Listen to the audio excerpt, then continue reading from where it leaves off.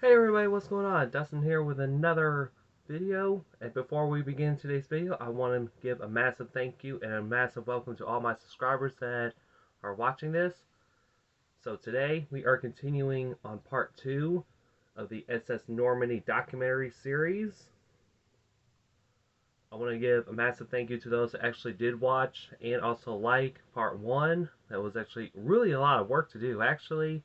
So part 2, we're actually going to be discussing about the maiden voyage of the Normandie and also its rivalry with the RMS Queen Mary, as these two ships actually locked heads with each other in competition of the Blue Riband.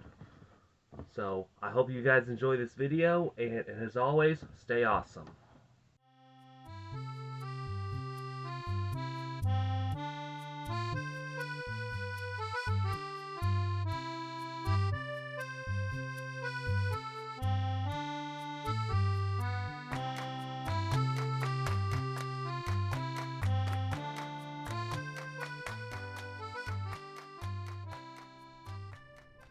The date is May 29th in 1935.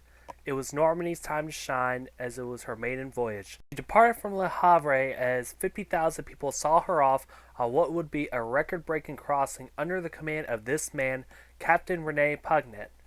During the maiden voyage, the CGT refused to predict that their ship would win the Blue Riband. So you're possibly wondering, what is a Blue Riband? A Blue Riband is an unofficial accolade for the fastest transatlantic crossing, either from east to west or west to east or both. Notable ships that achieved this accolade include the Kaiser Wilhelm de Grosse, the RMS Lusitania, the Mauretania, the Bremen, Europa, Rex, the SS Normandy, and then the Queen Mary, and these two would just basically flip-flop back and forth. And of course the current title holder, the SS United States. So after 4 days, 3 hours, and 2 minutes of crossing the Atlantic Ocean, the SS Normandy would actually win this accolade. Now, even though, keep this in mind though, the CGT did refuse to predict their ship winning it. And even though it did actually bring great pride to the French, this was actually their first time winning that accolade. However, Normandy's average speed on its maiden voyage was 29.98 knots, nearly 30 knots if you can actually do round it out. And on the eastbound crossing to France, which averaged over 30 knots, that means breaking records in both directions. So when the Normandy actually did reach New York, medallions of the Blue Ribbon victory were made in France and delivered to the passengers, and the ship even flew a 30-long-foot blue pennant flag, and 100,000 spectators lined up in New York Harbor to see the Normandy's arrival. However, and upon arrival, the passengers were presented with a medal. After a year of successful transatlantic crossings from Le Havre to New York, 2 British shipping companies went to the British government for a bailout. White Star and Cunard Line are facing financial difficulties. For a year now, Cunard's unfinished hull number 534 has been sitting idle in a workyard in Scotland for 2.5 years, to which they made a passionate plea for funding. The government offered Cunard a loan of £3 million sterling and an additional $5 million to build a second ship, and the stipulation is if Cunard merged with White Star. And finally, on May 10th of 1934, both shipping companies merged, forming the Cunard White Star, and Cunard owned 2/3 of the capital. On September 26th of 1934, hull number 534, otherwise known as the RMS Queen Mary, was launched into the River Clyde from the John Brown and Company shipyard in Clydebank, Scotland.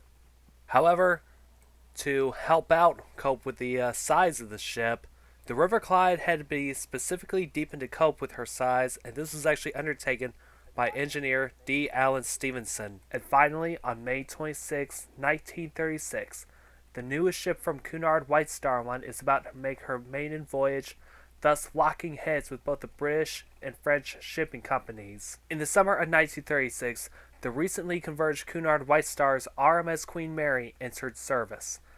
With its maiden voyage, the ship was only 80,774 gross registered tons, as the Normandy was only 79,280 gross registered tons. However, the Normandy would no longer be the largest ship, but the CGT always have a trick up in their sleeve though.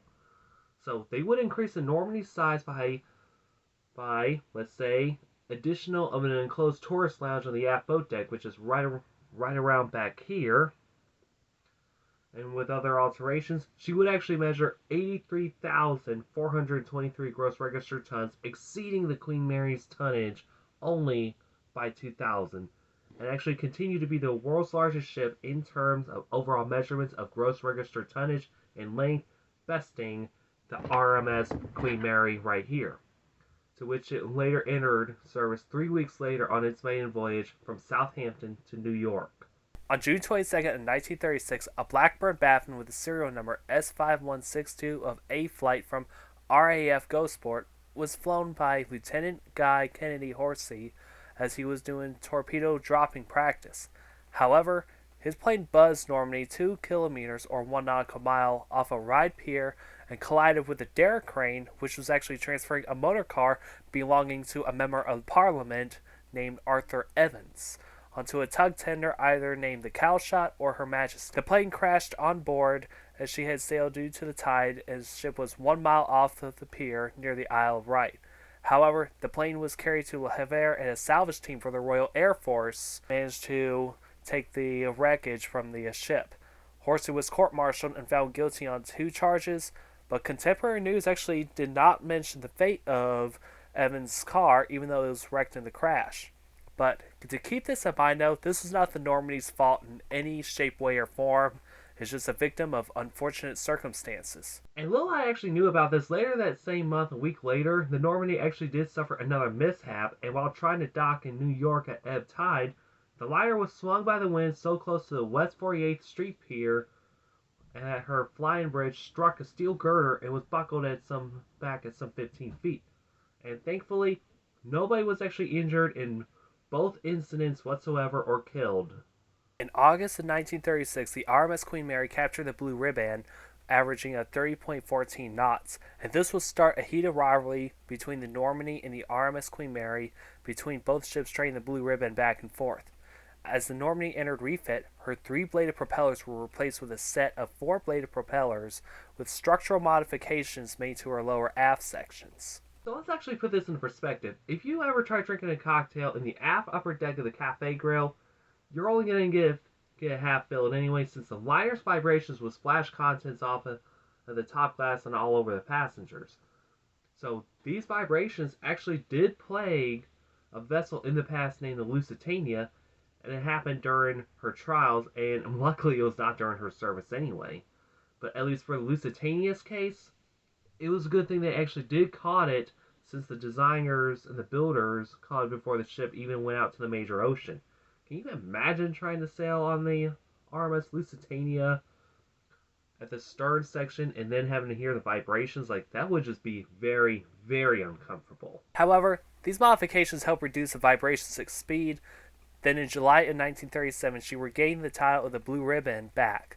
But the RMS Queen Mary later took it back the following year in 1938, with the captain of the Normandie sending a message to the Queen Mary saying, "Bravo to the Queen Mary until next time."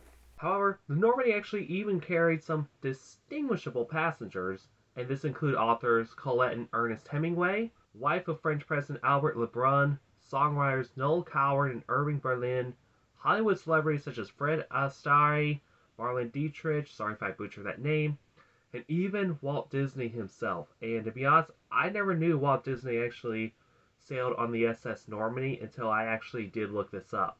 So, yes, the founder of Walt Disney Pictures sailed on the SS Normandie. So, Disney fans, a little known fact.